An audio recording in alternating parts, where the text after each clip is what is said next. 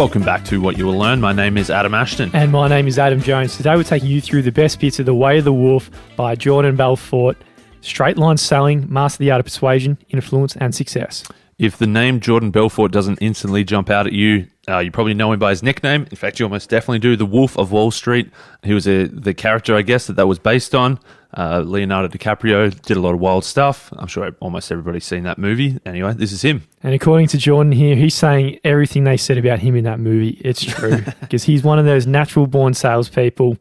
He reckons he can sell ice to an Eskimo, oil to an Arab, port to a Rabbi, or anything else along those lines. Yeah, he says he's got this gift. He was one of those natural-born salesmen that for him and the lucky few that have it, obviously it's phenomenal. But thankfully, everybody else, he says, we can learn that ability as well. And sales is just another one of those skills that you can improve at. If you think about back in the movie, what Leo did, he took really thousands of kids who could barely chew or even walk straight.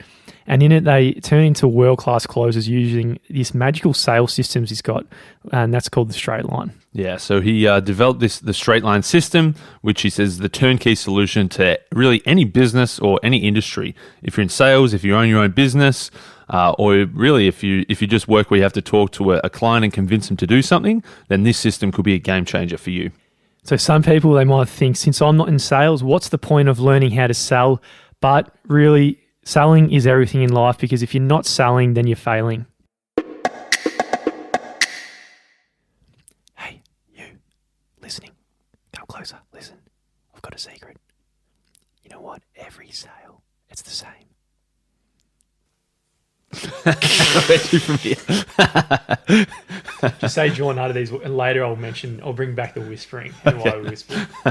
These are the words that Jordan uttered to his team in 1988.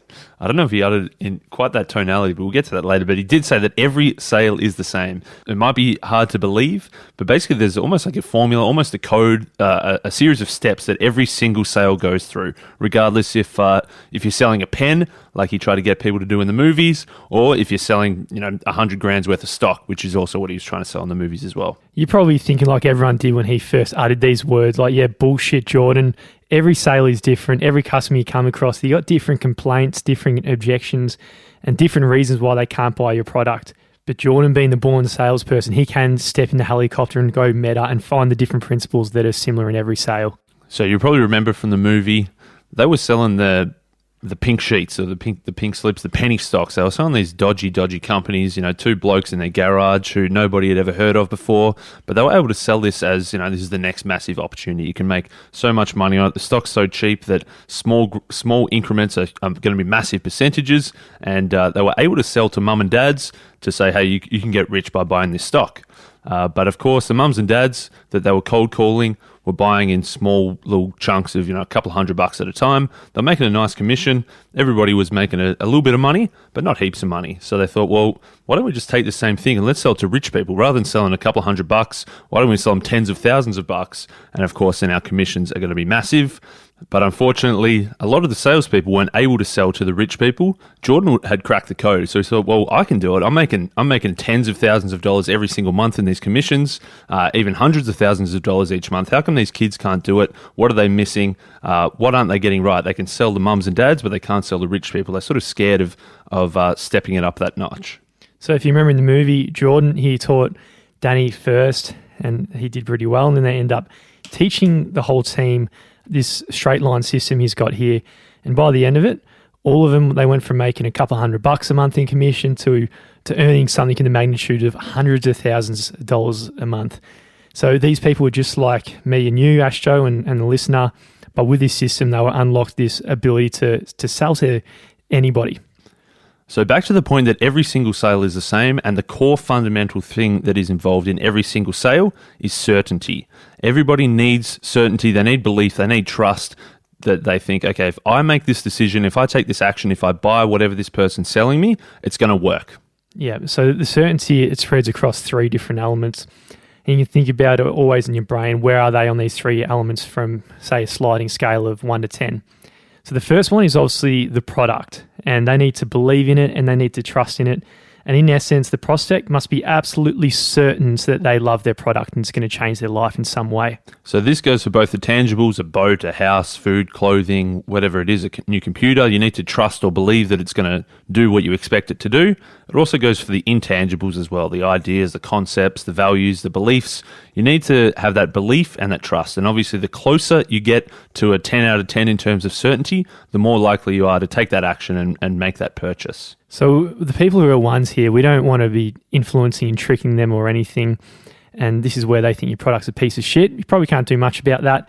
10, obviously arrive there. But a 5, if someone's got a 5 on their chest, they're yelling out and they're screaming out, please influence me now. I can't make up my mind. So I want you, Mrs. Salesperson, to come and help me. So the first thing that people need to believe in and trust in and have certainty about is the product. The second thing is you. They need to trust and they need to believe in you as a salesperson. If you're a likable and trustworthy person who's not only an expert in your field, but also is clearly putting the needs of the customer before your own, then you're most likely the best person to help them out. And the final piece of the puzzle is trust, belief, certainty when it comes to the company that is making this product or this service. They need to trust and believe in the company itself. So the 3 areas that we need to develop this strong level of certainty, 8 out of 10, 9 out of 10, 10 out of 10, is a trust and belief in the product, in you, and in the company. And certainty comes in 2 different varieties. So in one sense, you got logical certainty, and this is based on simply the words you say. Does everything make intellectual and rational sense? So you're thinking about features and benefits, facts and figures, and the long-term value proposition into their life. So basically that's that sober, stoic, emotionless perspective where you think about it logically. Does this thing make sense? If I buy this product, am I going to get the benefits that I expect? Or if I, in Jordan's case, if I invest in this stock, does it logically make sense? Is there something I can believe from the words that I'm told or the facts and figures on the pieces of paper that this thing is going to work? The second one is emotional certainty. So this is really the gut feeling that something must be good. I've been looking at buying properties recently in Victoria, which is a bit of a 180. Someone's been listening for a while. You've been listening for 3 years. But, I remember one salesperson, real estate agent, I went in there, I actually loved the joint. Everything made logical sense in the brain for exactly what I want to be doing and investing and developing and all that stuff in the future. But the bloody salesperson, right, a bit of just a snake in the grass kind of vibe. So at this moment, I had the logical certainty there, but the emotional certainty I'd put down at like the 1 or 2, really based on the salesperson's presence. Now, the thing is that emotional certainty is a lot harder, but also a lot more important. Like the logical certainty, if you spell it out, plain black and white, obviously you either believe it or you don't. There's not much really you can do to influence that. The emotional certainty is really the key. That's when you get that uneasy feeling in the stomach that, yeah, I guess it kind of looks good, but this person seems to be trying to sell me a bit of snake oil, something like that. The emotional certainty, the feelings element of the sale is far more important. So it's pretty plain and simple. The prospect, these are the 3 areas we need to be pushing them forward and the 2 different types of certainty. If they're going to say no, that's absolutely fine as well. You need to let them move on. We're not about manipulating and changing people. We're all about influencing people, the people who just haven't made up their mind yet. So the job of a salesperson isn't manipulation. It is turning the people who are like, let me think about it, turning them into a yes, and the people, let me call you back, or I need to speak to my wife about it. All these uncertain people on the fence, they're the ones we're trying to get. So Jordan here, when he was teaching all his students or colleagues or employees, I guess you could say, he was saying, all right, everyone, I'm ready to go all night. Locked eye contact with every single person in the room. They were sitting behind wooden desks arranged in a classroom style. And each desktop had a cheap black phone with 100 index cards, and they needed to call a wealthy investor in each one. Now, unfortunately, at this point at the beginning, they had closed exactly 0 sales. So not a single member of the team had closed any sales on any of those 100 index cards. So Jordan said, okay, this is what we got to do. We got to work out this proper straight line system. This is when he first taught them. He said, it's very easy. You start here, here's your open, and you put a big X. And then he said, this is where the sale begins. And then here at the next X, this is where you close. And basically just drew a straight line between the 2. So the whole point of any sale is going from open to close in as straight a line as possible. And then adding a bit more detail, he put in vertical arrows. So the one going up, you got Pluto, and the one going down, you got Uranus. So it's a very, very simple framework, obviously. But what he's trying to say here is everything that you do in this sale is trying to go from left to right. And every time you deviate from this direction, you're really going to Uranus, which you don't necessarily want to be going to. Exactly. So every time that you think you might be doing this rapport building, getting to know someone, you cold call them, and then you start talking about the baseball, or you start talking about the weather, or you start talking about the current state of politics, or any of this stuff, you normally think, oh, this is just rapport building. I'm getting to know the person. They're getting to trust me. That's just bullshit. That's just taking you straight to Uranus. Yeah, I think about the people who call me, if they just want to bullshit for too long, it's less impressive than the people who are just straight to the point. You can tell their time's precious, and the small talk is a bit of a waste of time with them. Yeah, we've all got a built-in bullshit detector. We know that within a couple of seconds, if people are just talking about all this stuff, we know that we can just feel they're trying to trick us, or they're trying to manipulate us, or they're trying to build this rapport, but it just doesn't work because we can see right through it. We're getting sent off to Pluto or Uranus. All we should be doing is moving as close to this straight line as possible towards the close. So how do we get there? The first front half of this straight line system has a few different tenets. So firstly, what you need to do is take immediate control of the sale. And this is very similar if you listen to Pitch Anything by Oren Klaff, which we recommend going back to listen to that, about how to take the frame. Another thing you need to do is engage in massive intelligence gathering. So rather than just having this inclination to just talk about who won the cricket between, I don't know, West Indies and England or something like that, drop all that bullshit, and every bit of that small talk needs to be purposeful towards and relevant to what the sale is. Yeah, exactly. You should be identifying their needs, both their, the surface level, the things they tell you, but also their core underlying needs. You need to identify which of the benefits of your product are going to be most valuable to them. You need to be getting a bit of it. Obviously, you're not going to ask someone how much they earn, but you need to get a bit of a taste of their financial standing, their financial position, so you can sort of pitch your product or your service at the right level. All this stuff is far more important than building rapport in the more traditional sense. By doing this, by appearing to be an expert in what you're talking about, that's going to be more valuable in terms of rapport building. And at the same time, you're going to be gathering intelligence that's going to help your pitch later. So that's the front end of the sale. The back end of the sale is where all the real action and real fireworks begin.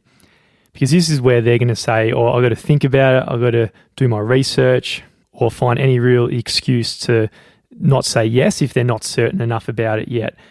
Because this is where we've got the one ultimate goal in our mind, and that's to increase the prospect's certainty as much as possible.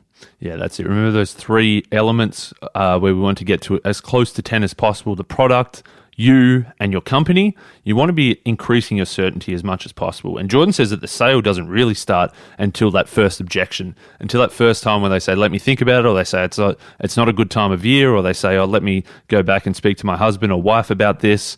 That's when the sale really starts. Yeah, I remember that job interview I mentioned at the start. Happened late last year, and asking me pretty basic questions on whether I can fulfill these tasks. And one part of it was very honest. I just said, look, there's no one in Australia who's done this exact thing yet. So right now, I don't really know, but, I can find it. I was being honest, but at the same time, I could have given a lot more certainty, because that was a sales moment to just sell on them that I'm the man for the person to figure this shit out, which I think I could definitely do. But as this sales situation happened, I was a bit weak. And because of that, I also didn't get the call back. So often in sales, especially if you're a bit of a novice early on, as soon as you get that objection, you probably think, oh, I just got to bust this objection and keep going. Or you might think, oh, damn, I've lost them. They need to go and speak to their wife. I'll have to try in a couple of days. But Jordan is saying that's where the real fun starts, because that's when you've got to realize that they're not saying no. They're basically telling you, look, I don't have enough certainty in any of those three areas. So what you want to be doing is looping back around to both answer their objections, but also to make sure that you're getting them to increase their certainty to move closer towards the close. So in retrospect, in my context, they could have said that, but I could have looped back to one of my benefits and said, look, I'm extremely curious and I'm someone who figures anything out, so any problem I'll be able to solve it. So rather than being weak in the objection, you're actually looping back to some of the benefits and features that you've got. I recently been trying to be sold Greg Sekar, your man's course, who you famously spent a bit of cash on chasing that silver bullet. And because it came up on my YouTube algorithm, I just clicked on to see, hey, what's old mate Sekar up to? And anyway, I got clicking around and went to his product review page just to see all the 1-star reviews. and Of which there were many. so many one-star reviews. But every time the customer service answered the one-star review, they did it in a way that was actually pumping themselves up and made the reviewer look like it wasn't so legitimate, at the same time making themselves look better. And after reading all the reviews, I was... Don't tell me you bought it. Well, no, I didn't. My certainty went from a 2 out of 10, but they bumped me up to a 4 out of 10 rather than bump me down to a 1 out of 10, which should have happened after that many reviews.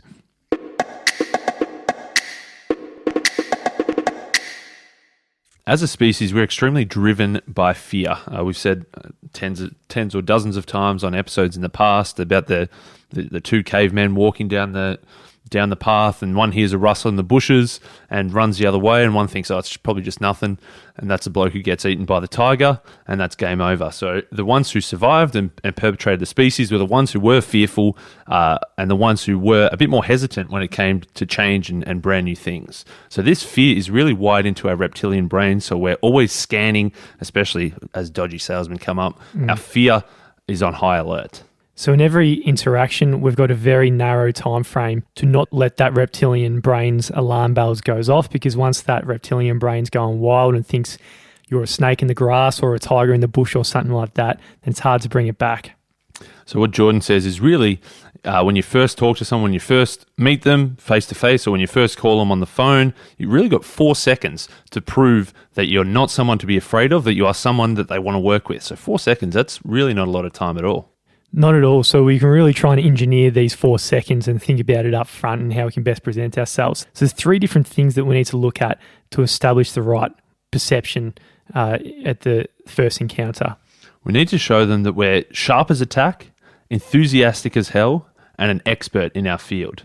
If they don't think you're sharp, if they don't think you're switched on, if you're a bit dull, if you're a bit bland, then that's pretty much game over straight away. They've got no interest in working with you beyond those first 4 seconds. Yeah, no one really wants to be dealing with amateurs. They want to be think they're dealing with the very best on a certain topic. So the second one is enthusiasm. So you're sending a subliminal message to your prospect, telling them that you must have something great to offer. And if someone's really happy and excited to be telling you about their product, obviously the prospect's going to sense that. And of course, you want to be perceived as an expert. If you're just a novice, if you're just the salesperson who's the face of the organization, they probably don't want to deal with you. They want to deal with someone who actually knows what they're talking about. And so with these 3 things, sharp as a tack, enthusiastic as hell, an expert in your field, when you think I've got 4 seconds to prove all this, what happened to what your mother taught you, never judge a book by its cover? We're all taught that growing up, that we should look beyond the initial appearances and delve a little bit deeper in the surface before we make our judgments. But of course, we don't do that. That's just bullshit. We say don't judge a book by its cover, but in every time you meet someone, what do? You judge them exactly by their cover. In 2013, a professor at Harvard University published a study on this exact topic of first impressions. And what they found was if you come up with that negative first impression, so the snaky alarm bells, so to call it, are ringing, it's going to take 8 subsequent positive impressions to bring them back. So every time we've got to keep that in mind, right? Yeah, if you've got 2 choices, you got 1 is set a good impression, or 2 is 8 subsequent impressions to try to cover up for a bad first one. Obviously, you're going to want to make a pretty good impression first up. It makes a lot of sense. So it's not just about meeting people in person. If you answer the phone, if you got no enthusiasm, you just, hello, this is Adam. They're not going to be sold at all. You need that enthusiasm. Yeah, you need to prove to them that you are worth listening to. You want to get to the point quickly. You don't want to waste their time or yours. You want to be seen to have a solution to any of their problems. And of course, you want to be seen as like a bit of an asset to them, someone that they want to work with long term, someone that they're curious, someone that they're interested about beyond just this initial 4-second call, someone they think, man, this is someone that I really need to work with. So we want to be convincing our prospects. As we said, one way we can do it is by showing them we're sharp as a tack. So how do you go about doing something like this? You could give them a call, and when you first meet them, say, hey, mate, I'm sharp as a tack. Nice to meet you. And you shake their hand. They're probably going to slap you in the face and just think you're a bloody idiot. That's obviously not going to work. Even if it's true, they're just not going to believe you. Yeah. When it comes to that logical certainty, the words I'm sharp as a tack might help, but emotionally, you're not going to be thinking this person's sharp as a tack at all. In fact, you probably go the opposite way. So the only real way to prove that you are sharp as a tack, to prove that you're enthusiastic, to prove that you're an expert in those first 4 seconds is through your tone of voice and your body language. So it's come up in multiple books with varying percentages. They all make up their own percentage. They're making up their own, I think. But when it comes to communication, 45% comes down to tone, 45% comes down to body language, and words is only 2%. So something like communicating, being sharp as a tack, obviously words doesn't cut it at all when it comes to that. It comes to the other elements such as body language and tone. Yeah, exactly. So the way you hold your body with, good posture, with a bit of strength and power and presence about how you're holding, whether that's how you shake someone's hand, how much you're smiling, all of those things are going to contribute to it. But also the tonality of how you say things is going to be vitally important as well. Like 2 exact sentences word for word can be received very differently based on how you actually say those words. Yeah, have a think about sometimes when you've been absolutely certain about something and you tell them that, and think about the way you communicate that compared to the times when you're, a little bit unsure and all that. And the total difference in your tone and your body language is crazy. You know what I hate? We go into all those events. Tony Robbins does it all the time, and then all the other Tony wannabes do it all the time. And Jordan mentioned it in this book as well. The thing like, what if you go up to someone? They always do this like activities and stuff. Go up to someone and introduce yourself and be enthusiastic as hell, and then like they'll go and say, okay, now do it again, but be a bit shy and reserved. And then you got to say, was it? Were you smiling or frowning? Yes or no? All that sort of stuff. Anyway, it's a real wank doing it 6 different times, especially after Tony Robbins, and then you go and see a Joe Blow from the street at a local meetup with 6 people. But basically, it is true. Got a point. Yeah. It is there is a point to it. That there is certain ways of how you hold your body, certain ways of how you pronounce or say these different words that can prove to somebody without saying it, that you can prove just with body language and tone that you are happy, enthusiastic, you're interested in them, and it does have a point. Absolutely. So if you think about how much time we focus on just thinking about our words, which is only 10%, you worry about the presentation you're going to do, and you think it all comes down to that, and that's where we put all our focus in. We've got to think about there's this whole other world of communication that we can be tapping into. One example is that tone. If you think about earlier when I brought in the whisper. I was wondering what that meant. Well, I could just imagine the listener just getting the edge of their seat, just hanging off they probably weren't. But that's the they probably turned up the speakers and then we got blasted them straight after that with a loud laugh, so apologies. Well, the point of that is just to communicate, telling a secret, and people really, well, they're meant to just listen a bit more intently, right? When you do that tone, you draw people in compared to when you yell or you scream or whatever. So there's different ways, different avenues we can use. Yeah, Jordan talks about 10 different tonalities. We don't have to go through all of them, but it is obvious that there is like he calls it like the reasonable man tonality, or as you say, there's almost like I've got a secret tonality. There's all these different ways that you can present your tone that make people react in certain ways. So you want to be using those effectively. If you're just monotone, if you're just droning the whole time, people are going to tune out very quickly. So you need to take them on a bit of a ride tonally and emotionally. And this brings us to the science and art of making world-class sales presentations. You think to the movie, this was the big dog key of Jordan Belfort. He was able to teach them sales presentations where anybody with this system, they could just sell it on anybody and then they live happily ever after. So when it comes to sales and all these things we've been talking about, giving a good first impression, moving people along this line of certainty, coming across as sharp as a tack, enthusiastic as hell, and an expert. I guess it all boils down to in one word is charisma. And charisma, it's hard to define, but one way to do it is just point to someone who's got a hell of a lot of charisma. Jordan obviously himself does, but he points to Bill Clinton as well. He says he was the greatest salesman in political history through he was like a Jedi master of charisma. So regardless of whether you loved or hated his politics and maybe some of the other stuff he's done throughout the time, he was a master of charisma in the sense that he was shaking hands with hundreds of people a day and made every single one of them feel special just through his tonality, through his body language, and how he could draw people in. Yeah, a lot of us are probably looking at something like that, and how the hell can, poor old me get to that point like Bill Clinton with that abundance of charisma, or Jordan Belfort / Leonardo De Caprio, which is ridiculous amounts of charisma and natural sales ability. But fortunately, charisma is actually an entirely learnable skill. And it also comes with the good enough factor, which I like this term, meaning all you have to do is become reasonably proficient. It's basically as an entry level in terms of charisma. Yeah, it's really just like a pass failure. You don't have to be the Bill Clintons or Leonardo De Caprios of the world to be the top of the top. But as long as you're not a negative, like as long as you're like slightly above zero, then that's good enough. And it really just boils down to three things, two that we've already spoken about. One is effective use of tonality. One is using body language strongly. And the third is not saying stupid shit. That's pretty... As soon as you say something stupid, that's when the novice, the snake alarm bells start ringing. This is probably toughest for most, he reckons, because experts, they say mostly smart shit, occasionally shoot the shit, but experts, they never say stupid shit. And remember, we want to come across as an expert. That's it. And so one way to get rid of all the stupid shit that you could potentially say, of course, there are a lot of minefields when you're giving a sales presentation that you could accidentally say something stupid, is to just use scripts.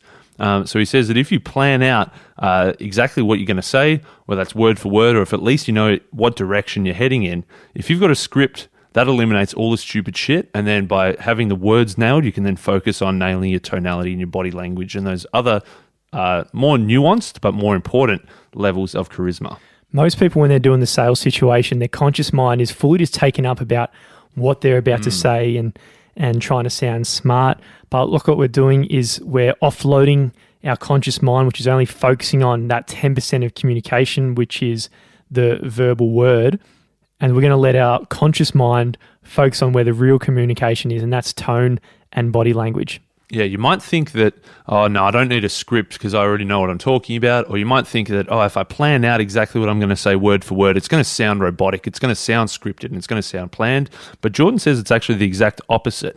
If you know the exact words you're going to use, and you can almost, if you're cold calling, you can read it off a sheet of paper, or if you've practiced it so much that you've memorized the exact words, that's when you can stop worrying about the words and you can start really focusing on amplifying the tonality and the body language. Yeah, there's probably a lot of people listening now thinking, all right, that's it's going to make me a little woody, bony, just boring old thing. But you got to think about every single TV show, every single TV series, every single movie you've ever watched with all the charisma in the world, including The Wolf of Wall Street. Every single word's been scripted. Yeah, exactly. And they're not reading it out like that, and you don't have to as well. So in this straight line system, moving people from open to close, the way to progress them further and further along that straight line towards the close is by increasing their certainty. Remember, the certainty of the product, belief in you and a belief in the company. And the way we increase their certainty is not just their logical certainty through the words that we use, that we've scripted out, but more importantly, their emotional certainty that we're delivering through our tonality, through our body language, and through our charisma.